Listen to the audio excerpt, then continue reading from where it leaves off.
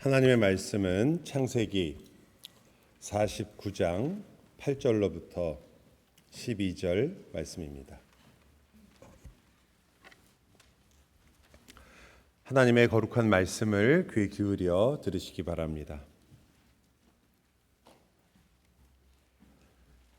유다야, 너는 내 형제의 찬송이 될지라. 내 손이 내 원수의 목을 잡을 것이요 내 아버지의 아들들이 내 앞에 절하리로다. 유다는 사자 새끼로다. 내 아들아, 너는 움킨 것을 찢고 올라갔도다. 그가 엎드리고 웅크림이 수사자 같고 암사자 같으니 누가 그를 범할 수 있으랴. 규가 유다를 떠나지 아니하며 통치자의 지팡이가 그 발 사이에서 떠나지 아니하기를.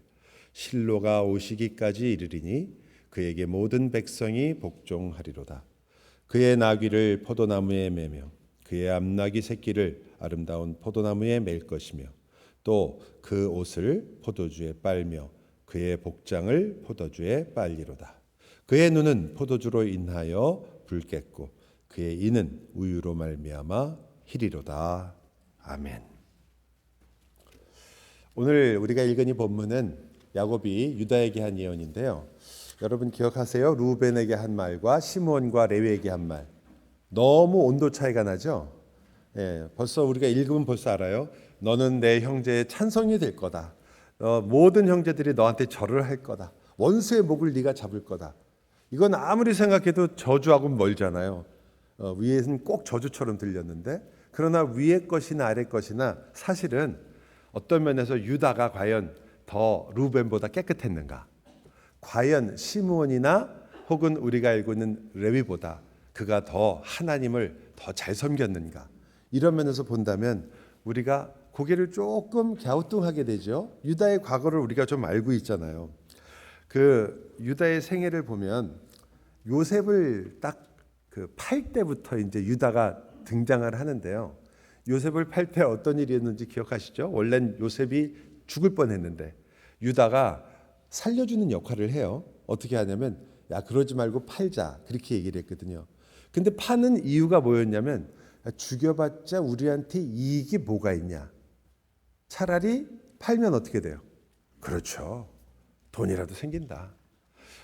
우리가 뭐 유다를 이거 하나로 어떤 사람이다라고 확 결정할 수는 없지만 나중에 나오는 것까지 다 합쳐서 봤을 때 유다가 상당히 이기적일 뿐 아니라 계산이 밝고 이익을 추구하는 사람이라는 것도 어느 정도 알 수 있습니다. 형제를 지금 죽이냐 마느냐 하는 그런 일 속에서 그는 지금 이익을 생각할 정도니까 보통 사람은 아닐지 모르겠어요. 오늘날로 치면 아마 세상에서는 돈을 잘 벌는 그런 사람이 될지 모르겠습니다. 그런데 그렇게 요셉을 팔자고 제안했던 유다 결국은 팔아버리죠. 그리고 그 다음에 나타날 때는 완전히 이상하게 나타납니다. 바로 다음 장에서 나타날 때 그는 이방 여인과 결혼을 하는데요. 그것도 어떻게 된 거냐면 가출을 했어요. 집에서 나온 거예요. 다른 형제들은 다 같이 살고 있었는데 유다가 나온 거죠. 나와서 이방 여인과 결혼을 합니다. 여러분 아시는 것처럼 야곱과 에서의 문제가 뭐였어요? 부모님들이 에서에게 뭘 싫어하셨죠? 그가 이방 여인과 결혼한 걸 싫어해서. 그래서 일부러 이스마엘의 그 자녀 그 딸과 결혼을 하는 그러한 일을 에서가 추구했잖아요. 그런데도 불구하고 지금 유다가 다시 마음대로 나가서 이방 여인을 취한 것은 좀 깜짝 놀랄 만한 일입니다. 그 가정에서 어떻게 이런 일이 생겼을까 할 만한 그런 일이었죠. 어쨌든 그러나 그는 그 일을 함으로써 다말 사건에 휩싸이게 됩니다. 며느리였던 다말과 정말 생각할 수도 없는 엄청난 사건을 벌이게 되죠. 그 사건의 가장 중심에 무엇이 있었냐면 바로 이 유다의 이기심이 있었습니다. 유다는 물론 자기 자식을 살리려는 마음이었으니까 그 마음 자체를 무조건 이기심만으로 볼 수 없지만 왜 이기심이라고 표현하게 되냐면 하나님의 약속과 하나님이 그에게 행하라고 한 일에는 관심이 없었기 때문입니다. 다시 말하면 하나님의 약속을 몹시 가볍게 여겼던 거죠. 그러나 그의 인생은 그 일에서 끝나는 것이 아니라 다시 한번 요셉을 만나는 데서 드러나게 됩니다. 근데 그때는 완전히 다른 사람이죠. 제가 읽어드릴게요. 이제 주의 종으로 그 아이 베냐민이에요. 근데 베냐민을 여기다 두고 자기가 여기 있을 테니까 베냐민은 집으로 보내달라. 이것을 이야기하는 부분이에요. 그 아이를 대신하여 머물러 있게 하시고 그 아이는 그의 형제들과 함께 올라가게 하소서. 이 말에는 나를 누구로 삼으라고 얘기하냐면 나를 종으로 삼으십시오. 대단한 변화 아니에요. 유다가 이제까지 전혀 보여주던 모습이 아니죠. 어디서 이렇게 변했나 봤더니 이 다말 사건의 마지막에서 변하게 됩니다. 다말 사건의 마지막에서 유다가 자기의 잘못이 무엇인지를 알게 됩니다. 잘못이 뭐였죠? 하나님의 약속을 가볍게 여긴 것이었습니다. 하나님의 말씀을 가볍게 여긴 거였죠. 그래서 그는 돌아서게 됩니다. 그 구절에서도 말하죠. 분명하게 유다가 그것을 알아보고 그가 즉 다말이 나보다 의롭다, 옳도다. 내가 내 아들을 그에게 주지 않았기 때문이다. 그리고 다시는 가까이 가지 아니하더라. 이렇게 해서 회개의 요건을 갖추죠. 회개가 어떤 것인가를 보여줍니다. 그가 자기의 잘못을 깊이 이해하고 무엇이 문제였는지를 압니다. 그저 겉으로 드러난 행동이 아니라 그의 마음속에 그 행동을 이끌게 만든 것이 무엇인지를 안 거죠. 이것은 내가 그저 노하고 이 문제를 싫어하거나 내 아들을 지키려고 하는 것이었는 줄 알았는데 사실은 내 마음속에 하나님을 거스르고 있었구나. 하나님의 약속을 거스르고 있었구나. 여러분이 자녀를 교육하고 자녀를 키울 때도 그 자녀의 행동을 물론 보게 되지만 그러나 그 행동의 진정한 그 가운데 있는 이유가 어떤 것인지도 항상 생각해야죠. 그저 아이들이 싸우는 것, 너 싸우지 마, 형이니까 참아 이런 것이 아니라 너희가 지금 욕심이라는 문제 때문에 지금 싸우고 있구나. 그것을 어떻게 다룰 것인가를 우리가 알아야 되는 것처럼 마찬가지였습니다. 그런데 유다가 그것을 알았던 거죠. 내가 하나님의 말씀을 가벼이 여기고 약속을 우습게 여겼구나. 그리고 돌이켰습니다. 다시는 하지 않으리라. 그의 과거만 본다면 말이에요. 여기까지 보면 루벤이나 또 시므온이나 혹은 레위보다 그렇게까지 나을 것은 없어요. 그러나 한 가지가 분명히 달랐습니다. 그의 삶에 뭐가 있었습니까? 회개가 있었고 그리고 뭐가 또 있었어요? 돌이켜서 그는 하나님의 약속을 알게 되었습니다. 그게 그의 삶에서 가장 큰 변화 중에 하나가 되는 거죠. 여러분, 요셉을 판 장본인은 유다임에도 불구하고 이방 여인과 혼인을 한 것도 유다임에도 불구하고 아버지의 집에서 가출한 것도 그리고 다말을 통해서 그 사건 속에서 엄청나게 큰 상처와 문제를 일으킨 것도 다 유다였습니다. 그런데 이런 실패와 수치 속에서 유다는 자기가 누구이고 무엇을 놓쳤는가를 드디어 알게 되었습니다. 하나님의 약속의 소중함이 무엇인지를 알게 된 거죠. 우리가 매일 말하는 하나님의 말씀이 가장 중요하다. 하나님의 말씀만이 영원할 것이다. 풀은 마르고 꽃은 시드나 하나님의 말씀은 영원할 것이다. 라고 그렇게 우리가 말하고 얘기하는 그 의미를 그가 진실로 깨닫게 된 겁니다. 정말이구나. 이 말씀이 나를 살리는 것이구나. 여러분, 바로 그 실패와 수치 속에서 그는 그것을 알게 되었습니다. 우리가 잘 아는 에서도 아주 비슷한 사람이에요. 사실은 이 유다하고. 왜냐하면 에서도 문제가 이방 여인과의 결혼이었고 에서도 문제가 뭐였습니까? 자기가 받은 장자의 명분을 팥죽 한 그릇하고 바꿨단 말이에요. 그래서 히브리서 12장에 그렇게 나오잖아요. 16절 말씀에 그가 한 그릇의 음식과 자기 장자의 명분을 팔았다. 가볍게 여겼다는 거죠. 하나님의 약속을. 그것이 무엇인지 알아보기도 전에 그는 너무나 가볍게 여겼다. 여러분, 우리가 물론 우리가 장자의 명분이나 뭐 그런 걸 팔아본 적도 없고 또 혹은 하나님의 약속들을 우리가 우습게 여긴 적이 없는 것 같지만 그러나 유다의 이야기는 절대 남의 얘기가 될 수가 없어요. 왜? 유다는 물론이고 여기 나오는 12지파들은 다 이스라엘이고 그 이스라엘은 바로 하나님의 자손으로서 하나님의 약속의 사람들로서 어떻게 살아가고 있는가를 보여주고 있기 때문입니다. 우리도 유다와 같은 삶 속에 자주 빠지게 되는데 그중에 이 일이 우리 삶에서 그렇게 멀리 떨어진 일이 아니라는 거예요. 아, 몰랐는데 우리도 알고 봤더니 하나님의 약속을 너무 가볍게 여기는 거죠. 사실 그렇지 않습니까? 우리가 하나님 말씀을 사랑한다고 하고 말씀을 잘 듣고자 하고 말씀을 가까이 한다고 하지만 그러나 정작 우리가 그 말씀이 가진 진정한 능력과 그 말씀이 절대 우리의 삶 속에서 반드시 이루어지고 있다는 것에 대한 믿음, 그 말씀을 우리가 얼마나 경외하고 있는가, 이런 부분에서는 우리는 어쩌면 연약하기 그지없기 때문에 피할 수 없을 것 같아요. 유다는 하지만 이제 그가 살아가는 진정한 의미에 그게 도덕적으로 더 나아졌거나 그가 갑자기 사람이 멋있어졌거나 이런 것은 아니었어요. 왜냐하면 나중에도 시므온과 레위를 쫓아가지고 그도 역시 사람을 죽이고 그 도시 하나를 파괴하는 일에 이 모든 아들들이 다 같이 일을 했거든요. 그러니까 그는 여전히 죄의 모습을 가지고 있었으나 한 가지를 확실하게 깨달았습니다. 하나님의 말씀을 잊어서는 안 되는구나. 그 약속을 가볍게 여겨서는 안 된다. 그래서 이제 야곱이 유다에게 선포합니다. 유다의 그런 과거를 우리가 볼 때 야곱의 선포가 얼마나 놀라운 것인가 보세요. 유다야, 너는 이제 형제들의 찬송이 될 것이다.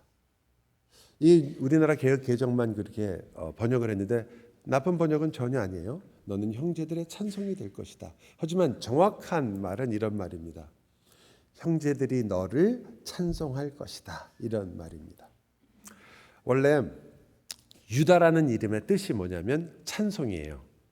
특히 이 유다가 태어났을 때 그 어머니였던 레아가 이 유다의 이름을 짓게 됩니다. 그리고 그 이름을 여호와를 찬양한다라는 의미에서 유다라고 짓게 됩니다. 레아가 얼마나 야곱의 사랑을 갈구했던 여인입니까? 그러다가 첫 아들을 낳게 됐어요. 루벤. 와, 이 아들 때문에 드디어 내 남편이 나에게 오겠구나. 그래서 그 아들의 이름을 보라 이렇게 줬어요. 보라, 아들이다. 당신이 그리고 누구나 원하는 그 아들을 내가 낳았다. 그러므로 이제 어떻게 되는 거예요? 나를 돌아볼 것이다. 하나님께서 나를 돌아보신 것처럼 야곱도 나를 돌아보겠지. 근데 그런 일은 일어나지 않았습니다. 시몬을 낳았어요.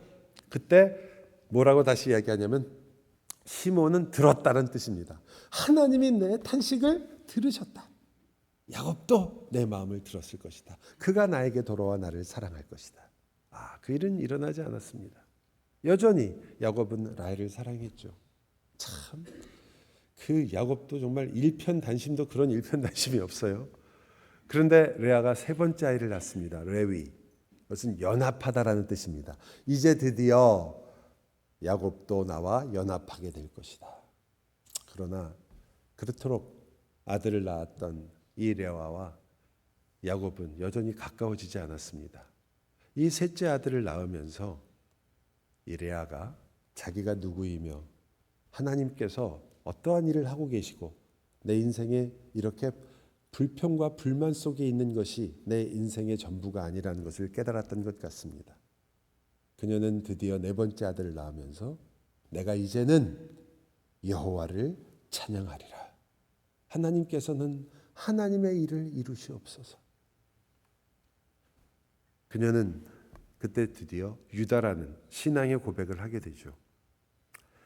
그런 아들을 지금 낳았는데 이제 그 아들의 이름이 야곱을 통해서 조금 이상하게 달라졌잖아요. 원래는 뭐예요? 여호와를 찬양하라예요. 그래서 유다예요. 지금은 뭐예요? 형제들아 유다를 찬양하라예요.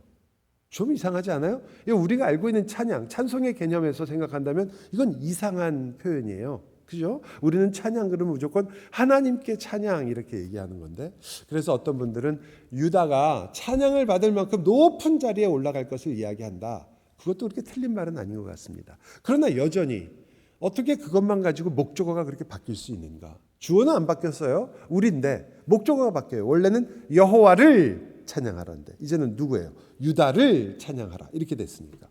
그래서 어떻게 그렇게 쉽게 목적어가 바뀔 수 있을까라는 생각을 하게 됩니다. 그래서 그 뒤에 구절들이 이 문제를 푸는데 되게 도움이 돼요. 다시 여러분이 뒤에 부분을 보면 어떤 일이 나오냐면 이 유다에게 형제들이 모두 절을 할 거라고 그래요. 절을 한다는 것은 왕으로 삼는다는 뜻이잖아요. 왜 요셉도 절을 하죠. 똑같아요. 근데 요셉의 그 아들이 에브라임이잖아요. 에브라임이 이제 맏아들이 됐죠. 므낫세가 아니라. 그 에브라임에서 누가 나오는지 아세요? 왕들이 나와요. 어느 나라 왕? 북이스라엘의 왕들이 에브라임에서 나와요. 그래서 성경을 보면 북이스라엘을 말할 때 에브라임아 에브라임아 이렇게 얘기해요. 왜? 거기서 왕들이 나오니까. 요셉이 장자권을 얻게 되었고 그리고 그 요셉이 왕권을 가지고 단지 그냥 요셉 앞에 와서 형제들이 절을 한 게 끝이 아니라 드디어 그를 통하여 왕권이 이루어진 것처럼 여기도 똑같은 일이 일어나는 거예요. 유다에게 모든 형제들이 절할 것이다. 둘이 돼버렸어요.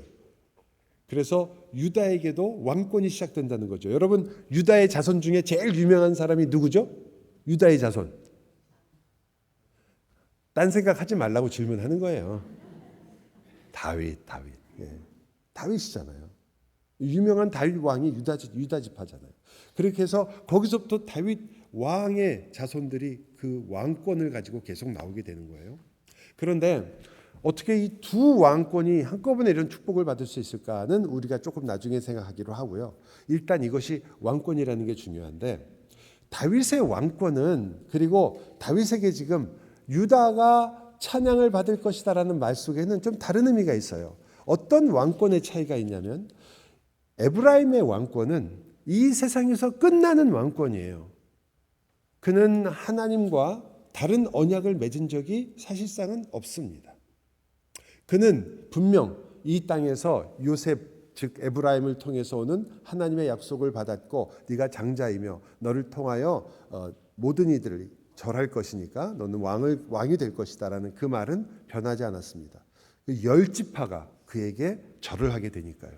12지파 중에 10지파가. 그러나 나머지 2지파 특히 유다와 베냐민은 따로 남유다가 되었습니다. 그리고 유다도 역시 절을 받게 되죠. 맨 처음에는 다 같이 절을 했지만 솔로몬까지는. 그러나 그 다음에는 나라가 갈라지면서 유다도 따로 왕권을 가지게 됩니다. 그런데 유다의 왕권은 에브라임의 왕권하고 좀 달라요. 이렇게 기록하고 있습니다. 어떤 일이 있었냐면 다윗에게 하나님께서 나단을 통하여 예언을 하시면서 이제 다윗이 내가 성전을 짓겠다고 막 그러니까 하나님께서 내가 너한테 성전 지어달라고 한 적이 있냐? 그러시면서 내가 나를 위하여 그리고 너를 위하여 성전을 지을 것이다. 그리고 그 일은 누구한테 맡겨요? 솔로몬한테 맡긴다. 이런 이야기를 하시면서 하나님께서 이렇게 말씀을 하십니다. 그래, 이제 너에게 왕권을 줄 것이다. 그러나 너의 왕권에 독특한 면이 있다.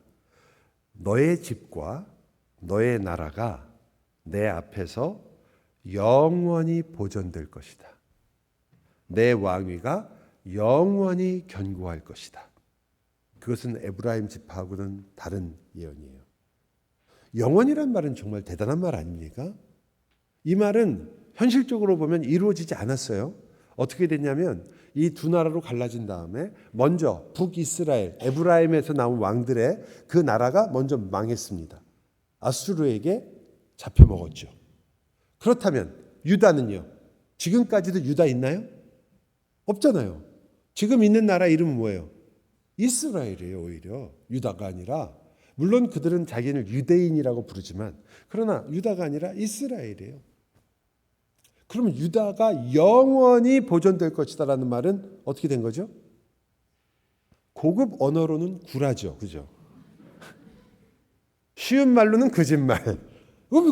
안 됐잖아요. 그러니까 여기서 말하는 것은 영원히 이 자리를 보존한다는 것은 지금 우리가 생각하는 이 땅에서의 일이 아닌 거예요. 이 일은 어디서 이루어지게 되냐면 그냥 이 다윗부터 시작한 왕들에 의해서 이루어지는 게 아니라 그것은 끝나게 되지만 그러나 결국 진정한 왕이 오시죠. 영원한 왕이 옵니다. 누구예요? 예수 그리스도. 그러니까 지금 하나님께서는 영원한 나라에 대한 이야기를 하는 거죠. 이 유다는 단순한 이 땅에서의 무언가를 이루는 사람이 아니라 영원하신 예수 그리스도의 영원한 왕권을 이루는 자가 된 거예요. 맞습니까? 그래서 어떻게 됐어요? 유다를 찬송하라. 그렇기 때문에 이 언어가 바뀐 거예요. 유다에 대한 그 위치와 유다가 가진 유다의 의미가 달라졌기 때문입니다. 그래서 이제 드디어 우리는 무엇을 알게 되냐면 이렇게 하나님께서 이 우리가 보기에 부족했던 유다에게 하나님께서 이렇게 말할 수 없는 지위와 위치와 이름을 주시고 그를 복주시는구나라는 것을 알게 됩니다. 그렇다면 유다의 자손들이 온전하게 살았느냐? 다윗도 안 그랬지만 그 이유도 많은 문제들이 있었죠. 우리가 유다에서 나온 그러한 왕들 중에 몇몇들은 정말 훌륭한 왕들이 있어요. 우리가 잘 아는 히스기야 왕, 또 요시야 왕. 여러분 요시야 왕에 대해서 뭐라고 말하는지 아세요? 여호와께로 모세의 모든 율법을 따라 돌이킨 왕은, 그러니까 모세의 모든 율법을 완전히 지켜서 여호와께로 돌이킨 왕은 요시야 전에도 없었고 후에도 없었대요. 요시야 전에 누구 있어요? 우리가 잘 아는 가장 위대한 왕 다윗도 있잖아요. 근데 다윗보다도 요시야가 하나님께로 더 잘 돌아왔대요. 그러나 그러한 요시야조차도 완전했어요? 불완전했어요? 완전하지 못했어요. 그도 역시 하나님 앞에서 불순종함으로 결국은 애굽과 전쟁이 났을 때 거기서 죽게 되잖아요. 모두에게 놀라운 일이었죠. 요시야가 그렇게 되다니. 그러나 그 일은 그렇게 벌어지게 됐습니다. 여러분 그것을 통해서 우리는 정말 더 잘 알게 됩니다. 이것은 정말 예수 그리스도에게서만 이루어질 수 있는 일이구나. 근데 오늘 저는 그리스도에게 이루어지는 이 일이, 그래서 그리스도가 높임을 받는 것은 분명 우리가 다음 주에 이 유다를 조금 더 공부할 때 생각할 부분이고요. 오늘은 어떠한 유다를 하나님께서 이렇게 높이시는가에 조금 더 초점을 맞추려고 그래요. 유다를 다른 이들이 아니라 사실은 우리와 같은 이라고 봤을 때 우리도 그리스도와 함께 높아진다면 우리도 유다와 함께 낮아졌던 모습도 알아야 될 거 아니에요. 우리가 도대체 누구였던가? 어떻게 주님이 우리를 구원하셨으며 어떤 자리까지 가시려고 하신 것인가? 여러분 유다는 어떤 사람이었습니까? 우리가 이미 살펴본 것처럼 지독하게 이기적인 사람이었고 계산적인 사람이었죠. 그는 요셉을 팔아버렸던 사람입니다. 제가 이 요셉에 대한 이야기를 하던 혹은 신자에 대한 이야기를 할 때 내가 하나님께 나의 죄를 고백하고 예수를 믿고 주의 자녀가 되었는데 사실 죄인이라는 단어나 혹은 죄에 대해서 이야기하는 것은 그렇게 쉽지 않은 이야기고, 그리고 사실 정확하게 말씀드린다면 저를 포함해서 우리가 죄인이라는 것, 죄가 무엇인가를 확실하게 아는 사람은 아무도 없습니다. 이걸 확실하게 아시는 분은 예수님이에요. 죄가 얼마나 무서운 것인지, 죄가 얼마나 끔찍한 것인지를 아시는 분은 예수님이십니다. 우리는 사실 이게 얼마나 끔찍한지를 제일 잘 아는 것은 예수님이 죽으셔야만 해결이 되는 게 이게 죄예요. 어마어마하게 무서운 일인데 그러나 우리가 그렇게 다가오지 않죠. 그중에 뭐 당연히 여러분 그렇게 나쁜 사람들이 아니시잖아요. 뭐 여러분 중에 뭐 솔직히 여러분이 나는 다른 사람 앞에서 양심상 누구하고도 얼굴을 마주칠 수 없을 정도로 나는 나쁜 사람이다, 이런 분 별로 없고요. 또 여러분이 뭐 신문에 나신 분이 여기 있는 것도 아니고, 또 어떻게 보면 착하게 사시려고 노력하셨잖아요. 남에게 이렇게 해끼치는 거 안 좋아하시고, 또 그래도 다른 사람보다는 어느 정도 체면을 유지하면서 살아오신 분들 아닌가요? 그러니까 여러분은 이게 내가 얼만큼 죄인인가를 생각하는 게 저도 그렇겠지만 어렵죠. 그래서 우리가 그래도 죄인이지만 괜찮은 죄인이라 생각합니다. 근데 제가 이런 생각을 해봤어요. 제가 이제 어느 날 이게 여러분들하고 얘기를 하다가 뭐 얘기를 하면서 어떤 얘기가 나왔냐면은 어떻게 이렇게 공중 도덕조차도 안 지키고 어떻게 이렇게 예의 범절이 없는 사람이 있을 수 있나 그러면서 우리들 다 아는 특정 민족을 막 가지고 이제 얘기를 하게 됐습니다. 어떻게 그 사람들은 어떻게 그럴 수가 있느냐?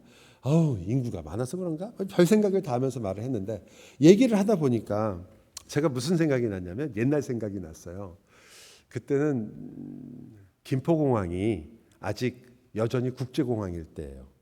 그래서 김포공항에서 내리면 이제 그 차가 이렇게 가가지고 거기서 사람들 내리고 이런 거 거기서 밖에서 볼 수도 있고 거기까지 가서 사람들 만날 수도 있는 그런 시기였는데 그때 신문에 사설이 실리고 신문에 기사가 났어요. 근데 제가 그 당시에 저희 부모님 특히 어머님께서 맨날 그 신문 오려가지고 스크랩을 해서 주셨거든요. 사설, 신문 사설. 그거 읽어야 국어 실력이 좋아진다고.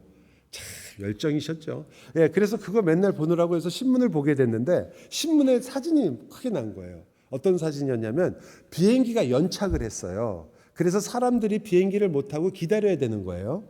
근데 사람들이 기다리면서 어떻게 했냐면 가방을 열어가지고 그 안에 있는 모포하고 옷을 꺼내갖고 깔은 거야. 그리고 그 위에서 앉아가지고 어디서 났는지 벌써 소주 한 병을 갖다 놓고 그리고는 거기서 그냥 고스톱을 치시기 시작하신 거예요. 그게 사진에 실렸어요. 한두 명이 그런 게 아니고 거기 전체가 이 공항 전체에서 그냥 다 이렇게 깔아놓고 노시고 계신 거예요. 그게 사진에 찍혔어요.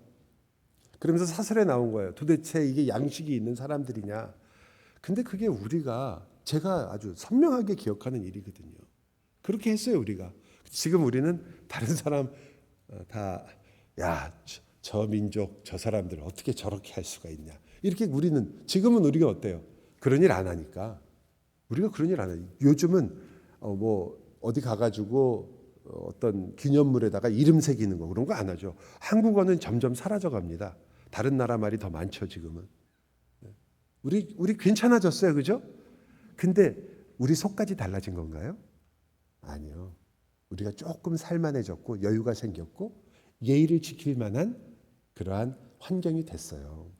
여러분 속지 마세요. 제가 미국 사람들 처음에 왔을 때 너무너무 부러워했거든요. 줄을 어기는 법이 없어. 어디 가든지 잘 기다려. 차도 잘 지켜요. 차 이런 것도. 나중에 물어봤더니 그게 미국 사람들이 착해서가 아니고 벌금이 너무 세서 그렇다는데요. 맞는 말인가? 근데 제가 점점 보니까 LA가 옛날에 제가 왔을 때하고 너무 다르게 각박해졌어요. 각박해지니까 옛날에 저희가 보던 모습이 나오는 거예요. 그러니까 생활에 여유가 있고 그리고 좀 교양이 있고 그래도 좀 배운 게 있고 남에게 이렇게 하지 말아야지라는 게 있을 때는 그런 대로 잘해요. 여유가 되니까. 하지만 우리 부모님들 보세요. 전쟁통에 여러분 제가 고등학교 다닐 때 새치기를 하지 않고 학교를 지각하지 않을 수 있는 방법이 없었어요. 거기서 점잖게 줄 서갖고 기다리면서 차 오면 차 순서대로 타다가는 그 차 놓치는 거에 다 10대면 10대 다 놓쳤어요. 그때는 무조건 가방을 옆에다 메고 옆에다 끼고 그냥 무조건 누구 눈치 볼 것 없이 들어가서 학교를 가야 되는 거예요. 누구도 욕하지 않았습니다. 그러나 지금은 아마 그렇게 하면 욕 엄청 먹을걸요. 여러분 우리가 나아진 게 아니거든요. 우리는 여전히 기회가 생기면 지금 여러분이 좋은 부모를 만나서 혹은 여러분이 좋은 환경이 돼서 시대가 좋아져서 좀 여유가 있어서 우리가 그것을 좀 누리고 살 수 있어요. 좋죠. 그러나 우리의 본질이 바뀌었다? 아닙니다. 우리는 아마 똑같은 일을 똑같이 경험할 수 있을 것입니다. 어느 나라 사람들이 더 나빠서 독일 사람들이 더 흉측해서 그렇게 무서운 일들을 행했겠습니까? 어느 나라 사람들이 더 지독해서 그런 무서운 일들을 전쟁 중에 행했겠습니까? 우리나라도 다른 나라의 입장에서 그 나라의 전쟁터에 갔을 때 우리도 역시 똑같은 모습을 너무나 많이 보게 됐고 그렇게 행한 일들도 생기게 되는 겁니다. 인간 자체가 나아지는 것이 아니라 어쩌면 여러분은 좋은 부모를 만났거나 좋은 교육을 받으셨을 수 있겠죠. 우리의 본질은 여전히 이기적이며 몹시 감정적이고 사실은 논리적이 아니며 그리고 우리 자신 속으로 끊임없이 팔이 굽는 것이 우리들입니다. 다른 사람이 얼만큼 아픈가를 우리는 공감하려고 노력하지만 사실은 내가 아픈 새끼손가락이 훨씬 더 아픕니다. 아무리 공감하려고 노력해도 우리는 여전히 내가 가장 소중한 사람들입니다. 성경의 말이 틀릴 수가 없기 때문이죠. 우리는 우리를 진심으로 사랑합니다. 나쁜 의미로 말하는 겁니다. 좋은 의미로 자기를 사랑한다는 의미가 아니라 정말 우리 자신을 그 어떤 것보다 더 사랑합니다. 그러니까 우리가 오해해서는 안 되죠. 우리가 누구인지를 정확하게 이해합니다. 또한 여러분, 우리가 얼마나 하나님의 약속을 가볍게 여기는 사람들입니까? 아까도 이미 말씀드렸으니까 우리 모습을 본다면 우리가 하나님의 말씀, 약속의 말씀들을 정말 알고 있는가? 주께서 여러분에게 약속하셨잖아요. 내가 너와 함께 할 것이다. 그러므로 두려워 말아라. 했어요, 안 했어요? 어라? 좋아요. 그럼 구약으로 두려워 말라, 놀라지 말라 했어요, 안 했어요? 놀랬어요? 두려워했어요? 안 했어요? 했어요? 하나님의 말씀을 여러분이 내가 정말 마음에 새겼는데 내가 더 이상 견딜 수 없어서 내가 놀랐어. 이게 아니잖아요. 일단 놀라고 보는 거 아니에요. 우리는 일단 두렵고 보는 거 아니에요. 그 다음에 나중에 하나님이 그냥 다시 오셔서 다시 설득하시고 다시 말씀해 주시고 다시 가르쳐 주시면 그제서야 아이고 내가 그걸 몰랐네. 내가 이걸 꼭 붙잡고 있었네. 이걸 내가 놔야지. 이러시잖아요. 어쨌든 진리라는 건 마음이 아픈 건가 봐.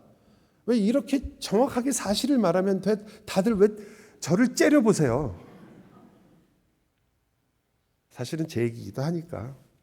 여러분, 나아가서 유다는 뒤에도 오늘 본문에는 사자로 표현이 돼요. 강한 자죠. 그래서 이것은 좋은 것처럼 보이긴 하지만 그렇지만 예수 그리스도를 표현하는 단어이기도 하거든요. 근데 원수의 목을 잡는다고 그래요. 그래서 우리는 이 그리스도께서 우리를 위해서 사자와 같이 일하시고 그리고 원수의 목을 잡는다는 이야기를 들으면 그래 다 덤벼라.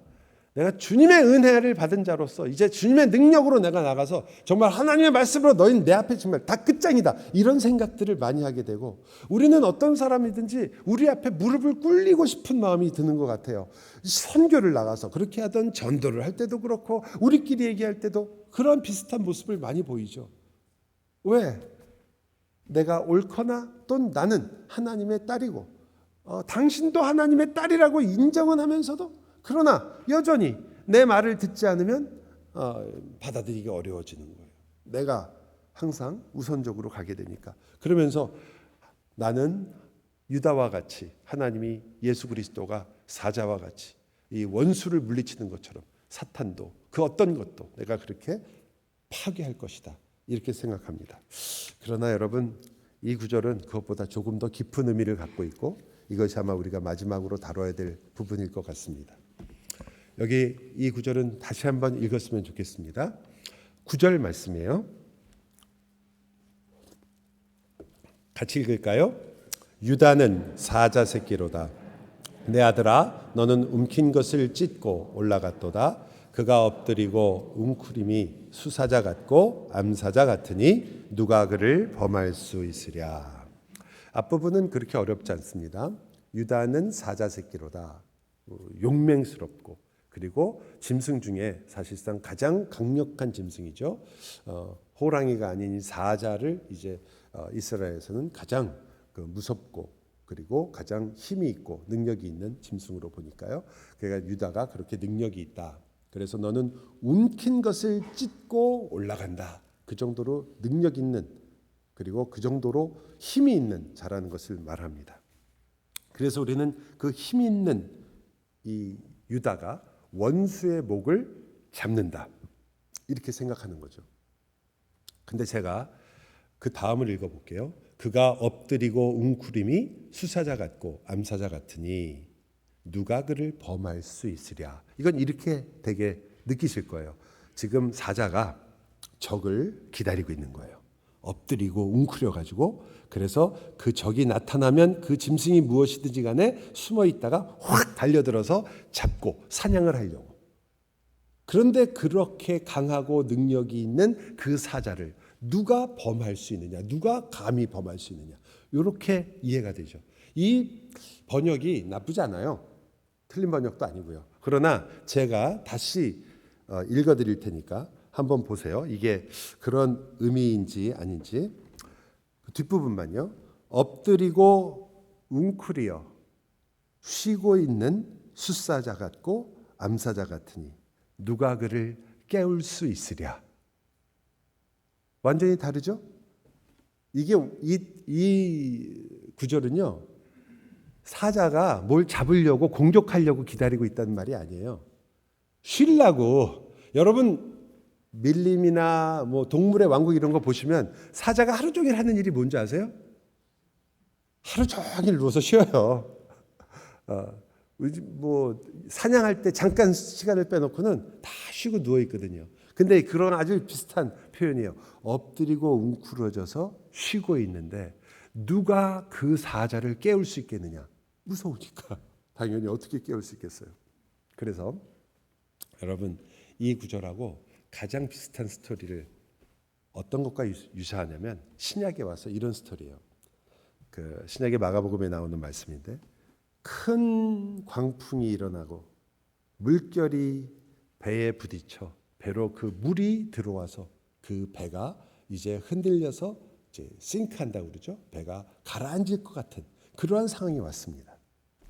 그때 예수님께서 뭘 하고 계셨냐면 고물에서 베개를 베고 그냥 누우신 것도 아니고 베개까지 찾으셔서 베개를 베고 주무시고 계셨습니다. 큰 광풍이 부는데 그때 제자들이 와서 뭐라 그래요? 주님, 우리가 죽게 된 것을 안 돌아보십니까? 우리를 돌보주지 않으십니까? 그리고는 이 돌보지 않는 그들에게 이야기하죠.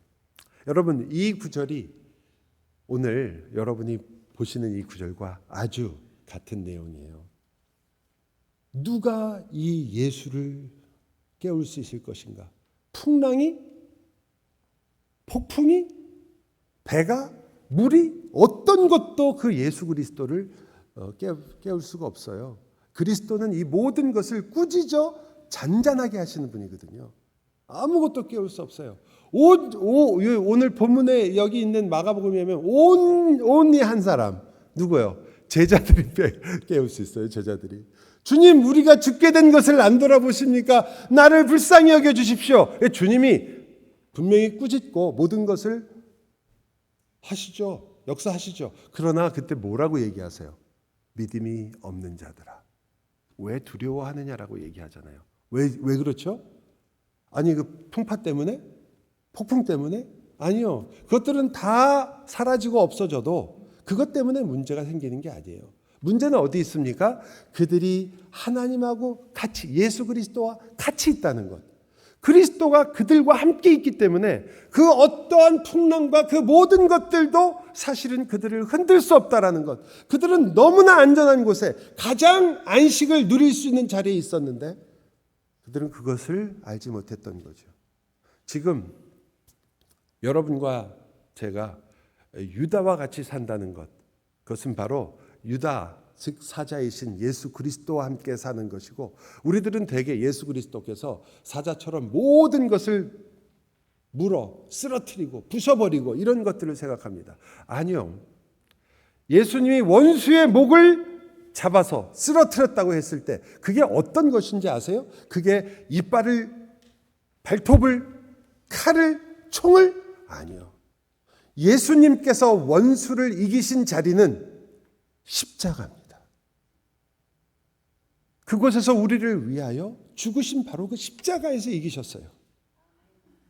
칼을 드신 것도 총을 드신 것도 그 힘을 드신 게 아니에요. 그런데 성경은 사자라고 하죠. 왜냐하면 사자가 얼마나 세느냐 그것만 강조한 것이 아니라 사자를 도대체 누가 건드리겠느냐라는 거예요. 사자를 누가 건드리겠느냐? 누가 감히 사자를 건드리겠느냐? 여러분이 그리스도 안에 있는데 누가 감히 여러분을 건드리겠느냐? 누가 감히 너희를 흔들겠느냐? 그 여러분은 맨 앞에서 아무리 하나님께서 너와 함께하기 때문에 걱정하지 말아라 해도 앞에 그냥 물만 조금만 높이 올라가도 우리는 어때요? 두려워하죠. 그래서 제가 두 가지로 얘기하려고 그래요. 한 가지로 얘기하고 싶은데 두 가지로 얘기할게요. 그게 저의 결론이에요. 첫 번째 결론은 어떤 결론이냐면요. 예수님이 믿음이 적은 자여 내가 너희와 함께 하고 있다 이렇게 얘기하시나요? 근데 그것을 할 수 있는 이유는 잠에서 깨셔서 그런 거거든요. 그러니까 두 가지 중에 첫 번째는 알겠으니까요. 여러분 무서웠고 두려우시면 주님을 깨우세요. 다른 걸로는 절대 못 깨워요. 아무리 파도가 쳐도 예수님 주무십니다. 어떠한 것이 와도 주님을 깨울 수 있는 것은 이 세상에 없습니다. 오직 한 가지, 하나님의 자녀, 제자, 그들만이 깨울 수 있습니다. 그러니까 나가서 외치세요. 주여, 저는 두렵습니다. 주님 저를 돌보아 주십시오. 믿음 적은 것을 도와주셔서 여러분이 하나님께 나갈 수 있습니다. 왜 한 분만 기도하신다는 뜻이에요 지금? 여러분 이게 어쩌면 우리 모두에게는 여러분 이게 얼마나 놀라운 일인지 생각해 보세요.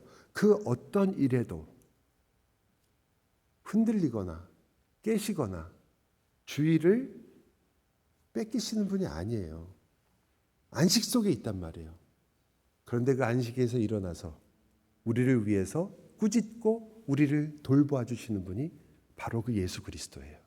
그러니까 여러분과 저는 그 안식에 들어가고 싶으면 내가 지금 너무나 무섭고 힘들고 이 모든 것들이 나를 너무나 공격하고 있기 때문에 나는 어찌할 바를 모르겠다. 주여 나를 도와주시옵소서. 나의 믿음 적은 것을 도와주소서. 그게 첫 번째 방법입니다. 그러나 여러분 저는 당연히 두 번째를 또한 여러분에게 간곡하게 말씀드리고 싶습니다. 여러분 꼭 기억해 주십시오. 여러분의 눈에 보이고 있는 그 어떤 폭풍도, 그 어떤 광풍도, 그 어떤 물결도, 그래서 여러분의 이 인생 자체를 그냥 뒤집어 엎을 듯이 여러분의 삶을 흔들어대는 그 어떠한 파도와 풍랑도 예수 그리스도 앞에서는 아무것도 아닙니다. 흔들 수 없는 것들입니다. 사실은 여러분과 제가 그것을 보고 두려워하며 일어나 부를 수 있는 것이지만 저는 여러분이 언제든지 우리를 위하여 진짜 포효하실 수 있고 어떠한 위험한 순간에도 우리를 위해서 우리를 안식 속에 끌고 가실 수 있는 그 주님이 여러분과 함께 있다는 사실 때문에 저는 여러분이 주님께 주여 저희도 주님과 함께 안식 속에 있기를 원합니다. 주님 일어나실 필요 없습니다. 누가 주님을 깨울 수 있겠습니까? 이 세상에 어떤 것이 나의 사랑하는 주님을 흔들 수 있겠습니까?